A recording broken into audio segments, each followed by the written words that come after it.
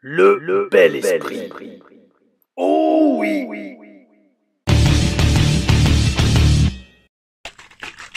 Oh oui, oh oui, mes amis, une grosse journée pour Tom Laroufa, une grosse journée pour le pays. Hey, hey, 14 juillet, fête nationale, la prise de la Bastille. Et oui, si je dis pas de bêtises, je sais même plus ce que c'est le 14 juillet. Enfin, c'est pas que je sais plus ce que c'est, mais je fais tellement de trucs, mes amis, que j'ai tendance à mélanger les informations. Et bref, c'était LR Reviews, épisode 165 pour WWE Evolution. En fait, oui, non, je débarque dans tous les sens parce que je viens de terminer donc de mater WWE Evolution numéro 2 du 13 juillet 2025 depuis Atlanta en Géorgie. Ouh, et demain, je me réserve all-in. Beaucoup de catch à manger, à digérer et à analyser pour les TLR Reviews. Alors, pour ceux qui suivent la chaîne, vous avez vu, il y a environ 3 heures, TLR AM pour la fête nationale du 14 juillet 2011, où j'avais fait 2 shows, le 13 et le 14 juillet 2011, postés en TLR AM, analyse de match juste avant. WWE Evolution, TLR Reviews, mes amis, eh bien, écoutez, je vais vous dire franchement, comme je vous dis, j'ai vraiment pas regretté d'avoir regardé ce pay-per-view, c'était excellent, c'était bien mieux que Saturday Night Main Event, déjà primo, et en fin de journée, comme ça, avec la journée remplie que j'ai eue, ce matin, levé 5h, 5h, 6h, je prends un petit vélo électrique, pour traverser la promenade, pour ceux qui connaissent un peu Nice, 7h du mat, bus, à l'aéroport pour aller à Marseille pour un entraînement privé, on va dire, avec certains élèves, non pas élèves, certains catcheurs de la TPW. Oh oui, rentrer dans la journée. On s'est entraîné quoi de 10h30 ou à 10h30, 11h jusqu'à midi et demi. Bel esprit, hein. Par contre, qu'est-ce qu'il faisait chaud, je transpirais de ouf. Donc on reprend de l'énergie avec des protéines Iron Shark Nutrition.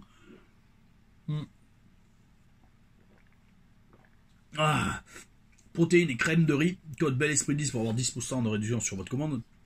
Et repris le bus pour rentrer à Nice à 14h. 14h, arrivé 17h parce qu'il y avait du retard à Nice. Maté WWE Evolution, on en fait la review. Et juste après, la muscu. Oh oui, on n'arrête pas les amis, toujours motivés. De grandes choses arrivent, notamment sur la chaîne. Et bref, avant d'y arriver. Donc mes amis, pay-per-view uniquement féminin. WWE Evolution 2, on ne présente plus, c'est un pay-per-view uniquement féminin. Et Joe Tessitore nous dit que ce sont les meilleures catcheuses du monde qui seront en action. Voyons s'il a raison. Et ça commence avec Stephanie McMahon qui va être le host, enfin l'hôte du show. Oh oui. Son discours est fort, et juste à Stephanie McMahon. Elle fait mousser les femmes et le chemin qu'elles ont parcouru et elle a totalement raison. Respect total aux catcheuses, respect total à la femme tout simplement. Et jusqu'à ce qu'elle dise par contre que le match qu'elle attend le plus, c'est Jade Cargill contre Naomi. Alors là, avec la tonne de talent et de matchs de ouf qu'il va y avoir sur la carte, la meuf nous sort que le match qu'elle attend le plus, c'est celui de Jade Cargill. Et elle a vraiment que ça à dire. Enfin. Et donc, le show sera commenté par Wade Barrett et Michael Cole. Alors là, je comprends pas. Pourquoi il n'y a pas de commentatrice féminine? Grosse question, mes amis. Pourquoi il n'y a pas de commentatrice féminine? Pourquoi ils n'ont pas filé le spot à Victoria et à... Qui pourrait, c'est peut-être Stéphanie, je sais pas. Je comprends pas pourquoi ils n'arrivent pas à trouver de commentatrice féminine. Il y avait Renee Young qui l'avait fait un moment, et elle se débrouillait assez bien, mais bon. Enfin bref, prenez une ancienne catcheuse, Lita et Victoria, et je suis sûr qu'elles se débrouilleront bien. Enfin bref, seule déception du show, que ce soit 2 commentateurs masculins. Mais enfin, dites-moi ce que vous en pensez dans les commentaires, les amis. Et donc, premier match, mes amis, on commence direct avec un triple threat match pour le titre intercontinental féminin. Bayley contre Lyra Valkyria contre Becky Lynch. Désolé mes amis, je vais boire au fur et à mesure de la review, mais c'est pour prendre le plein d'énergie, encore une fois avec tout ce que j'ai transféré ce matin, pour être en forme pour la salle. Oh oui. Donc on commence par un triple threat. C'est ambitieux, très ambitieux, parce que c'est toujours relou ce genre de match. Pour ceux qui regardent beaucoup les TLRM, d'ailleurs je vous conseille de les regarder, parce qu'il va y avoir légèrement du changement sur la chaîne pour les 2, 3, 4 prochaines semaines, on va en reparler en fin de vidéo. Mais regardez les TLRM, parce que déjà c'est un gros passé, un gros pan de ma carrière, et je vous confie énormément de savoir, de nuggets de savoir et d'expérience là-dedans. Et très souvent, vous voyez, quand je fais des triple threat match dans les TLRM, c'est relou. Et pourquoi? Parce que la preuve, dans ce match, dès le début, Lyra se fait dégager, pour que Becky et Bayley soient ensemble. Puis après, c'est Becky qui se fait dégager, et c'est Lyra et Bayley qui sont ensemble. Mais bref, les femmes enflamment super bien la foule pour ce premier match, et c'est le but d'un premier match. Beaucoup de belles actions dynamiques, oh oui, Oh oui. Becky bosse super bien en heel, elle est habillée tout en noir, bel esprit, bel esprit, bel esprit. Il y a de écouter les télé-reviews, qui sont disponibles en anglais d'ailleurs. Elle écarte Lyra en la balançant sur la table pour que les deux puissent bosser ensemble, Becky et Bayley. Jusqu'à ce que Lyra revienne. Bon, c'est la structure du match. Structure basique, de façon d'un Triple Threat match. Structure basique parce qu'il faut en gicler une pour pouvoir catcher à deux. Parce que le catch, c'est trop dur à faire à 3. Vous pouvez pas faire un match entier juste à 3 avec les 3 dans le ring. Il faut toujours en dégager une pour qu'il y en ait que 2 qui restent dans le ring. C'est ça qui est relou avec les Triple Threat match. Parce qu'au bout d'un moment, c'est pas crédible. C'est, allez, boum, vous me tapez, je suis dehors, et etc. Enfin, bref. C'est dur à avaler, en fait. C'est dur à avaler parce que comme j'ai mis la crème de riz ça épaissit en fait le shake. C'est pas juste du liquide, c'est un peu comme une sorte de pâte. En fait, c'est bien, c'est des glucides avant l'entraînement, mais bon.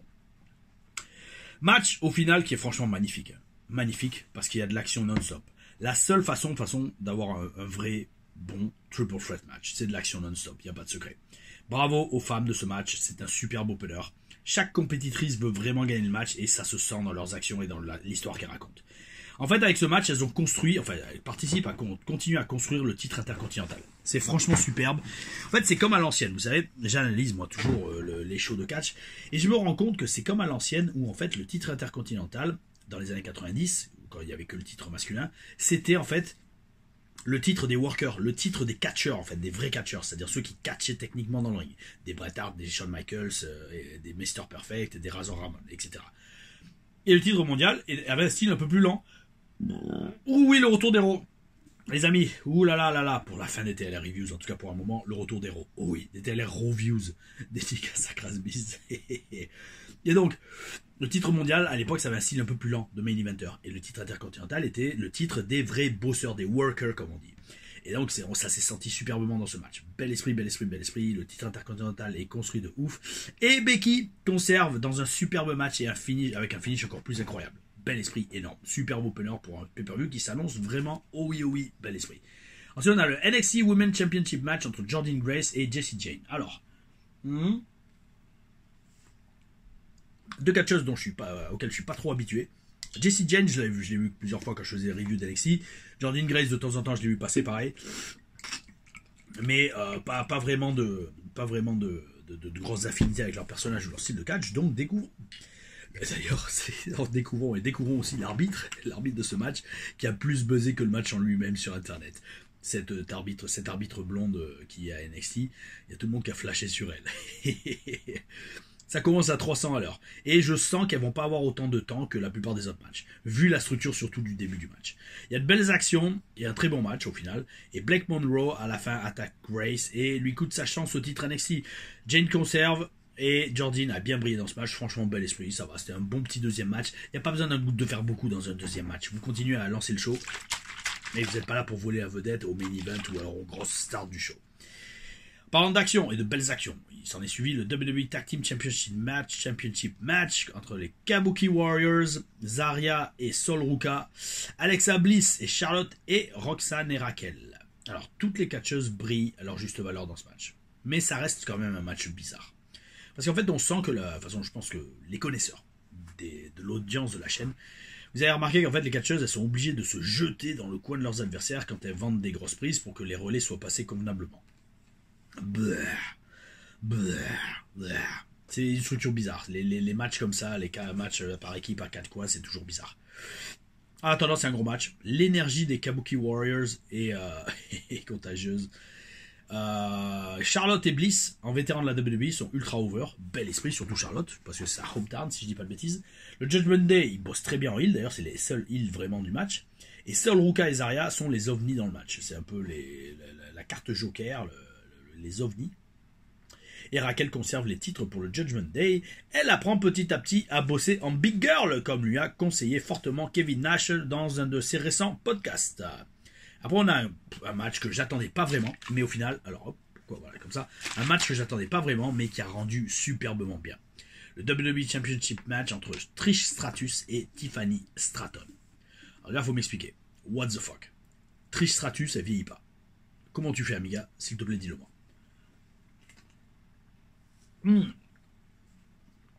Ah, excusez-moi. En parlant de s'il vous plaît, dites-le-moi, expliquez-moi. Comment est-ce que... Alors, ça va faire le gros pervers, mais bon, On se change pas. Mais en fait, il faut m'expliquer s'il vous plaît les amis. Là, franchement, je suis sincère. Parce que vous savez, moi, j'adore le catch pour tous ses aspects. Notamment l'aspect vestimentaire, ok. Et c'est pas juste parce que c'est les catcheuses qui mettent leur forme en valeur.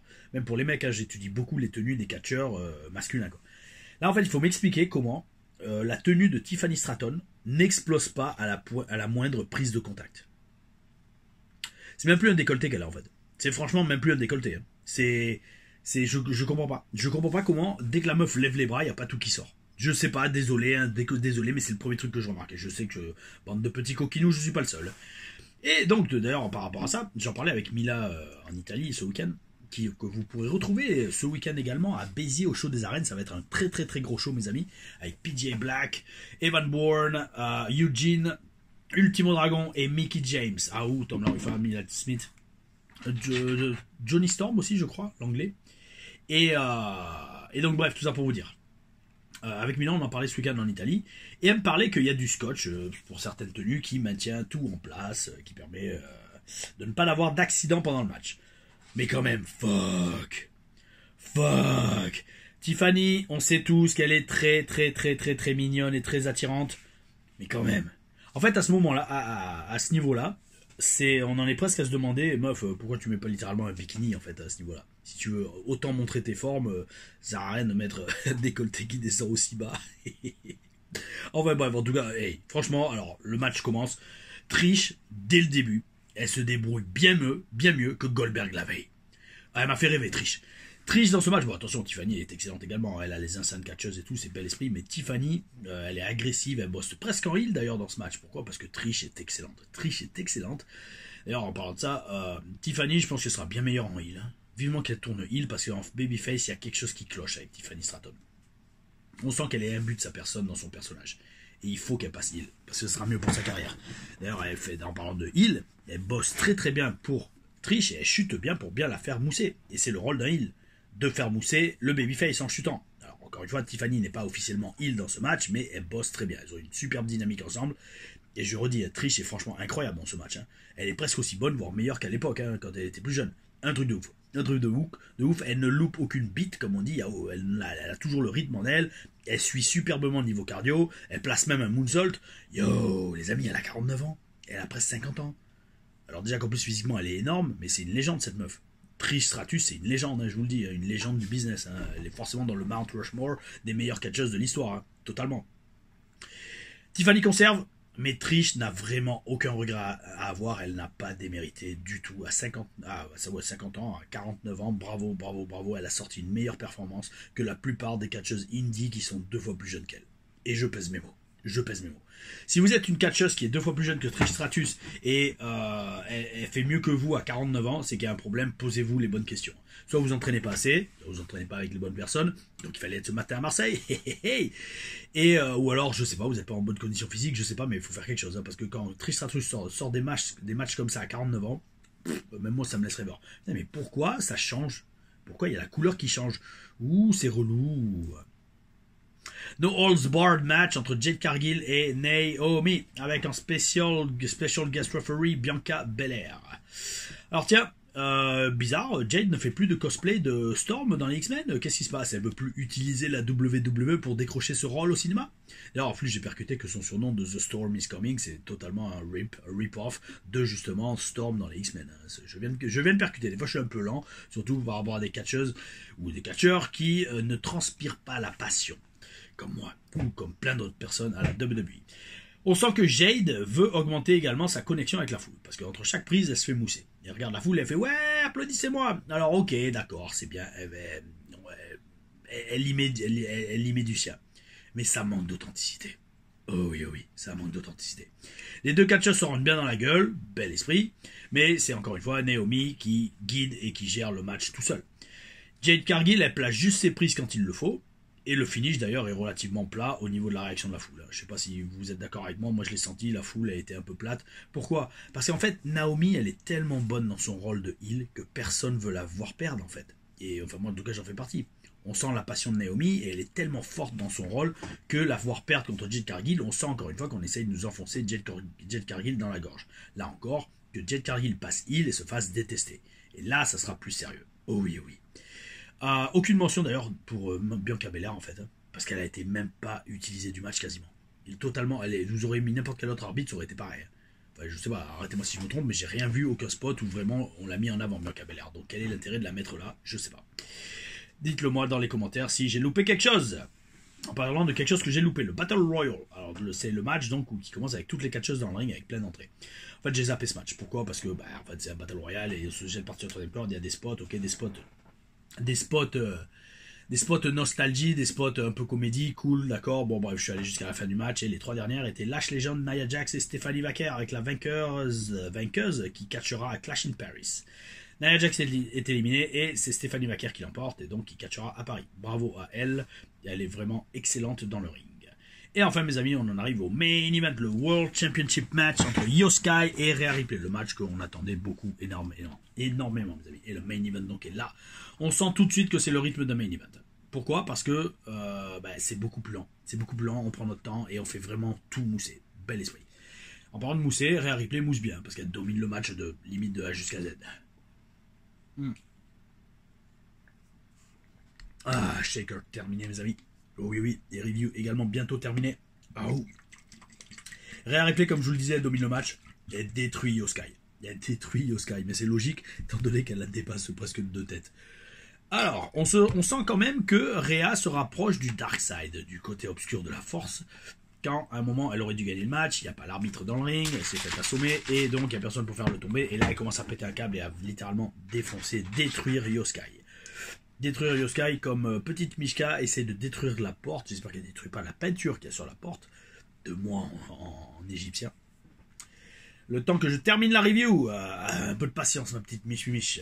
Alors, donc comme je disais, Rhea démolit Io Sky et ça se propage à l'extérieur du ring. Io avec un magnifique énorme crossbody de 4 ou 5 mètres dans les airs.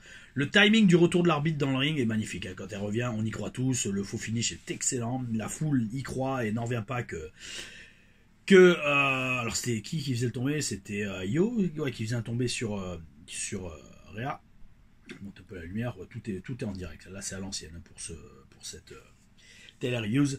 Io elle est over as fuck avec la foule l'adore. Et alors là, un bon spoiler, mes amis. Oui, je m'étais fait spoiler quand même. Bon, après, c'est dur de passer à côté si vous n'avez pas maté le show en direct. Naomi arrive et encaisse le Money in the Bank et devient championne du monde. Un bon moyen de protéger Io Sky et Rhea Ripley. Aucune des deux ne perdent dans un excellent match. Et c'est Naomi qui vole le titre. Et franchement, je le redis, je le dirai toujours, Money in the Bank, c'est fait pour les heels. Point barre. Money in the Bank, c'est pour les heels, c'est pas pour les babyface. Un babyface qui gagne en opportuniste, c'est-à-dire à la fin d'un match où tous les deux sont KO, il n'y a aucun mérite et ça va à l'encontre de tout ce qu'il doit faire en babyface. Un babyface qui a Money in the Bank, s'il devrait faire, pour vraiment être babyface et montrer qu'il est un fighter et un fighting spirit, il devrait annoncer à l'avance quand il va encaisser et faire un vrai match. Dire, tu sais quoi, au prochain pay-per-view, j'encaisse mon Money in the Bank et je te défie one-on-one dans un vrai match. Ça, c'est une attitude de babyface. Pas le truc d'arriver à la fin comme elle avait fait Tiffany et d'encaisser quoi. Mais Naomi en heel, bel esprit, elle le fait et c'est super pour elle qui rebondit elle aussi. Après sa défaite contre Jade Cargill, là, l'élu, c'est pas la Storm, Jade Cargill c'est l'élu. On sent qu'ils vont nous l'enfoncer dans la gorge. Et bref, c'est pas d'épée, hein, c'est la chaise qui craque un peu. Et donc mes amis, l'émotion de Rhea et de Io après le match, bel esprit, on en a les larmes aux yeux. Elles savent qu'elles se sont défoncées pour le pay-per-view uniquement féminin Evolution 2 de la WWE et en plus elles se sont fait voler le titre. Magnifique. Et mes amis, ultra respect aux catcheuses de la WWE. Oui, en effet, on a peut-être bien vu les meilleures catcheuses du monde. Oh oui, bel esprit. Et comme beaucoup l'ont dit sur internet, s'il vous plaît, pouvons-nous ne pas attendre 7 ans avant de refaire cela? Ça serait bien. Ça serait très bien, mes amis. Et ce qui serait bien également, c'est de poser un peu plus de questions pour, peut-être, en tout cas avant quelques temps, la dernière télé-reviews avec All In demain. Je vous expliquerai tout en temps voulu, mais il va y avoir une pause dans les télé-reviews. Demain avec All In, ça sera la 166, oulala, 66, oulala, du symbolisme. Les 166, et on fera une pause dans les télé-reviews avant nouvel ordre, mais vous serez tenus au courant bien évidemment sur l'onglet communauté de la chaîne. Par contre, on continuera les TLR Stories et bien évidemment les TLR AM. TLR Booking éventuellement aussi, et peut-être bosser sur un nouveau concept de vidéo qui s'appelle les TLR News, ou avec Alex, qui me fait les fonds vidéo superbes et certaines miniatures, et bien peut-être on fera tout simplement, on commentera l'actualité. On va voir, on y réfléchit, dites-moi dans les commentaires si ça vous intéressait ce genre de vidéo mes amis. Mais donc, tout ça pour vous dire, vu qu'il n'y a plus beaucoup de questions, et bien là je sélectionne les 3 qu'on m'a posées dans les vidéos d'hier mes amis. Alors oui, c'est la vidéo d'hier je crois. Alors la première. La première, c'est Gilles Dazias qui me dit Paul Logan a-t-il montré ses limites dans le catch professionnel parce qu'il va catcher avec Drew McIntyre contre Jelly Roll et Randy Orton. Je souhaite surtout que ce ne soit pas trop grave pour Seth Rollins, ok. Il a beaucoup donné, mais comment, voilà. Alors, tu me dis, non, ta question, pardon, c'est là. Comment gère-t-on la blessure de son adversaire quand cette blessure arrive en combat et qu'on est censé être son adversaire et que l'on sait que ça pourrait être grave? Mais écoute, 2 choses. Si c'est à la WWE, putain, mais pourquoi encore c'est... Voilà. Quand on est à la WWE, l'arbitre et les producteurs backstage te disent quoi faire. Donc là, t'as pas trop à réfléchir si tu t'écoutes les instructions de l'arbitre à travers l'oreillette que l'arbitre a. Si c'est un match, sur un match indie, je veux dire, là c'est différent. Ouh là c'est différent, ça va dépendre. Le premier truc que tu demandes à ton adversaire s'il est blessé, c'est tu peux continuer le match ou pas. Voilà. Et lui il te le dit oui ou non. Et donc en fonction de ça, soit t'abrèges, soit s'il peut continuer, vous abrégez le match quand même dans tous les cas. Moi, je ferai peut-être une vidéo sur ma blessure à l'épaule en août 2021. J'avais terminé le match avec une épaule disloquée, une disjonction acromio-claviculaire pour ceux qui s'y connaissent. Grosso modo, c'était cette épaule d'ailleurs. C'est les ligaments qui retiennent la clavicule. Ils avaient pété, et donc la clavicule sortait. Bon, bah, il n'y a pas de fracture ouverte, hein, mais voilà. Je suis passé, du merci, touchons du bois, à côté de l'opération. Pas eu besoin d'opérer, juste du repos. Mais pendant le match, j'ai entendu un bon crack et l'épaule tout de suite assez engourdie. Et je fais waouh! Et on a quand même terminé le match avec Fabio Ferrari. Peut-être je ferai une vidéo là-dessus parce qu'en plus la vidéo traîne sur internet et je vous commenterai. Tu sais quoi, je le ferai en TLR. Oh là là là, c'est bon, je le ferai en TLRM. Parce qu'en fait, donc les TLRM, ça va continuer sur la chaîne. Grosse pause de TLR Reviews qui arrive à partir de demain avec la review de All In, la review épisode 166 et TLR Stories vendredi ou jeudi, je sais pas, on verra. Guettez la chaîne, je vais mettre la page en mode première. Toute ma carrière de catcheur à NXT dans le ring. Oh oui, une énorme vidéo que vous allez adorer. Mais pourquoi ça change? Ouh, ça me gave. C'est un signe. Est-ce qu'il faut que je continue les TLR Reviews? Dites-le moi dans les commentaires, les amis. Là, c'est les vacances, le nombre de vues a vraiment baissé. Mais ce n'est pas juste pour ça que je compte faire une pause. Alors, ensuite, si à l'Azur, FC, amigo, tu me dis, la fin d'Imperium a fait beaucoup de mal au personnage de Ludwig Kaiser. Et c'est bien dommage car il a du charisme et de la personnalité en plus du physique et du talent. Si tu scriptais Kaiser et ses feuds à la WWE, quelle serait ton idée pour le mettre en lumière et lui permettre d'avoir son match à SummerSlam 2025? C'est basique, mais moi je le mettrais direct en feud avec Gunther.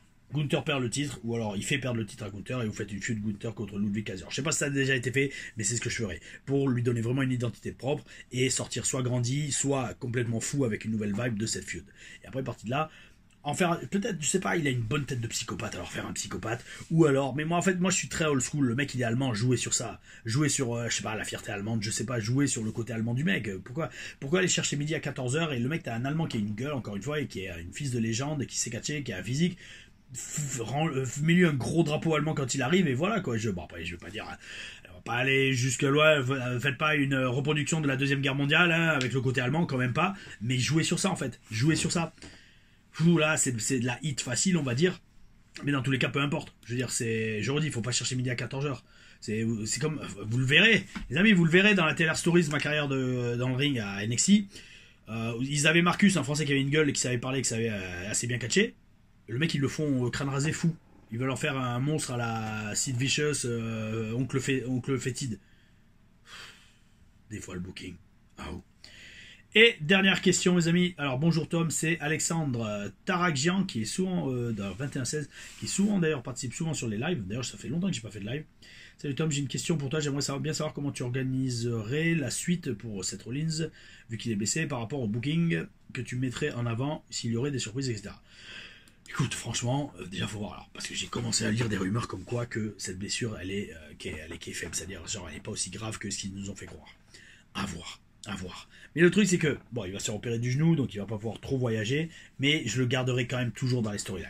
Je le garderai à l'écran, soit par vidéo à distance, soit en personne, en chaise roulante, je sais pas, mais je le garderai à l'écran pour qu'il continue son push et sa storyline, même blessé. Oh oui, c'est ce que je ferai. Et d'ailleurs, je pense... Alors, je vais dire, je sais pas s'il serait contre. Oui, peut-être, parce que voyager quand vous êtes blessé, c'est relou. Croyez-moi, je l'ai déjà fait à NXT. Mais d'un autre côté, au moins, vous êtes toujours à la télé, vous entretenez votre personnage dans les yeux des fans. Et donc, ça, c'est gold. Parce que quand les fans vous oublient, c'est relou pour eux de devenir. Même s'ils vont pas oublier Seth Rollins. Mais vous comprenez l'idée, mes amis. Oh oui. Donc, en parlant de comprendre l'idée, vous comprenez que j'ai adoré ce Evolution numéro 2. Et que je redis encore respect aux femmes. Les femmes, on vous aime. Comme disait, c'est Julien Clerc, je crois. Femmes, je vous aime. J'aime aussi Brenda, ma femme. Façon de parler, hein, on n'est pas mariés. Encore peut-être. Et bref, tout ça pour dire, ouais, franchement, gros pay-per-view, oh oui. Et ben là, demain c'est le gros morceau. Demain, c'est All In.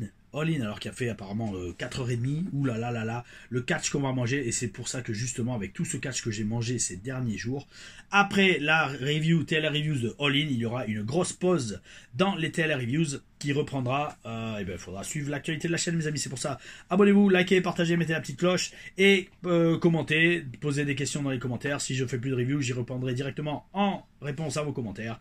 Et mes amis, d'ici demain, gardez le bel esprit. Au